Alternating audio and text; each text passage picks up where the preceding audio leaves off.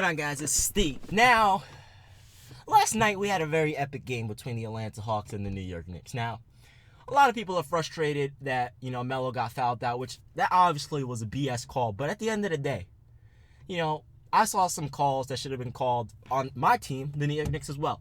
So at the end of the day, there's never going to be perfect calls. It happens, even though I think they should have reviewed that. I don't know how the rules are in overtime, but they definitely should have reviewed that and, took out that and one and just gave the Knicks the ball and took that foul away from Melo. However, that's not what happened. Get over it. At the end of the day, people are starting to hop on this Melo bandwagon because the last 7 games, Carmelo Anthony is averaging 31.2 points per game. Now, the funny thing is that a week ago, these are the same people that were saying, oh, we're happy that he didn't come to the Knicks, to the Cavaliers. Such a smart trade. Don't trade for Melo. Now, oh my gosh. Oh, we should have got Melo. We should have traded Kevin Love for Melo. Oh, this and this and that and that. And my thing is I've been loyal since day freaking one.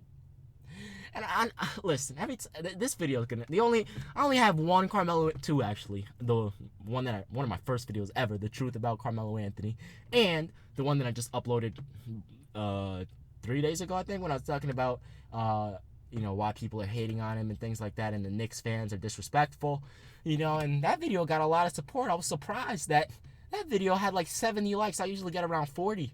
That video got like 70 likes in like 5 hours. It was crazy. I'm surprised people supported that video so much. So I know you guys know the truth about Melo. The thing is like I said, when he changes the rotations and he plays Melo more, what happens? I told you guys this. It was the rotations and the minutes per game. Melo's back, and now everyone wants to say, oh my goodness, look at him. Freaking First Take came out of video. Should the Cavaliers have traded for Carmelo Anthony? Are you kidding me? This is what I don't understand.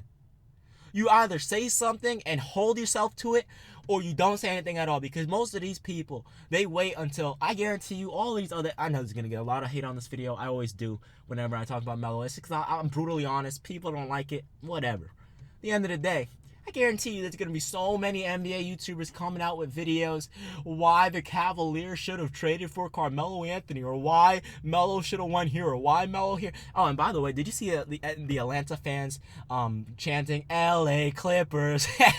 I actually started laughing at that point in time. It was a great game, man. 4 overtimes. Courtney Lee was clutch. Now, a lot of people are saying, oh, Carmelo Anthony, if he were in the game, we would have won. Not necessarily. You got to be a little realistic, because if Melo was in the game, Courtney Lee wouldn't have hit that shot. I think it was at the end of double overtime, that 3, to send them to triple overtime. I think it was at double overtime. I don't remember when, but it was when Melo already fouled out and Courtney Lee hit that 3. If it weren't for Courtney, if Melo didn't foul out, that shot would have went to Melo, obviously. And for everyone saying Carmelo Anthony isn't a playmaker, did you see him passing to Justin Holiday, Courtney Lee? He trusts the crap out of his teammates. And back to the people that were saying Kristaps Porzingis is better than Carmelo Anthony. What's happening? Kristaps Porzingis' numbers are going down. They're about to hit 18 points per game. I wonder why. Listen, man, I'm a Knicks fan to death. I'm brutally honest. And I know you guys think, my honesty, sometimes I'm a little ridiculous because some of the things. The thing about me is like, when I think about something and I wholeheartedly believe it, I'm going to say it. I don't care. And sometimes, obviously, I'm wrong. Sometimes I'm right. Like, I was wrong when I said, the Kawhi Leonard is not a superstar. I was dead wrong. Way wrong, right?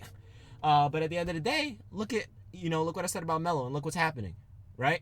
So, the thing about Kristaps Porzingis is he's a great player, but at this point in time, he is not the best. He's not even the second best player on the team. It's Carmelo Anthony and Derrick Rose. Those are the 2 best players on the team. It all comes down to experience. If you notice, in crunch time with the Knicks, it's either Melo or Derrick Rose that show up in the big moments. And who declines? Kristaps Porzingis. It happens when you're young. He doesn't have that killer mentality, which is all right, because he'll develop it the same way LeBron James did. It's going to take him a little bit, but he'll get there. He won't be as good as LeBron. Who knows? He may be the best ever. You never know with these players, man. He's a great young talent. My concerns, I don't want him to get injured because he's 7'3", tall, lengthy, and athletic. Those type of players usually get injured, like Anthony Davis, Yao Ming, etc., etc. But he's a great player for our future. I don't know if he'll be a first option on a championship team in the future, but I know he'll be a top 3 option on a championship team in the future because he's a great player. right? But at the end of the day, I find it funny how people are starting to, oh, Melo this, Melo that, he's back. These are the same people that didn't vote for him in the All-Star game. You know what I don't understand? Paul George makes it, but Carmelo Anthony doesn't. To me, that's ridiculous. Karl Anthony Towns should have made it as well, by the way.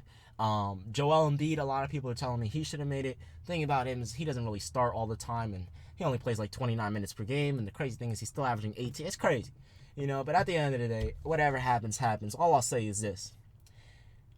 My fans that watch me and that are also Knicks fans, so Knicks fans that watch me, you guys and myself have been there since day one defending Melo and the New York Knicks. There's one, I think his name is Sage Extreme. There's one Knicks fan out there. I'm sorry for calling you out, but I have to. There's one Knicks fan out there. I don't want to hurt your feelings, but there's one Knicks fan out there that was saying we need to get rid of Melo, and for the majority of the Knicks fans, like leaving Mika, Matt the Knicks fan. There's so many other people. There's Lance Copper. I think it's Cropper or Copper. I'm sorry if I mispronounce your name. There's so many. I can't name all of them. I'm just trying to name the people that I remember the most. Right? Matt the Knicks fan, leaving Mika, Lance, etc., and Sage Extreme, etc. But the people that have been defending Melo with me, like Matt the Knicks fan, etc., we've been there since day one. So at the end of the day, it's nothing new to us. We always knew Melo still had it. Just these people, they didn't watch the games and they're making judgments. So anyway, us Knicks fans, we gotta start picking it up, man, because even though Melo dropped 45, we still took the L, which shouldn't happen. And by the way, Melo was clutch as hell in that game, man. And people are complaining about the calls. Listen, man, there were calls on both sides of the court, honestly. I mean, there were times like that layup on Paul Millsap, that was an and-one. That shot on Tim Hardaway Jr., that was an and-one. But when Paul Millsap went for that hook shot, Melo fouled him at the buzzer. There were fouls on both ends of the court. When Tim Hardaway Jr. went for that floater, and then he airballed it, and Paul Millsap got the rebound and he laid it in, that was a foul as well. So there's so many. It was a foul on Tim Hardaway Jr., not on. They fouled Tim Hardaway Jr. is what I'm saying. So there were fouls on both ends of the court. They didn't call it. But it happens, man. 4 overtimes. It was a great game, fun game.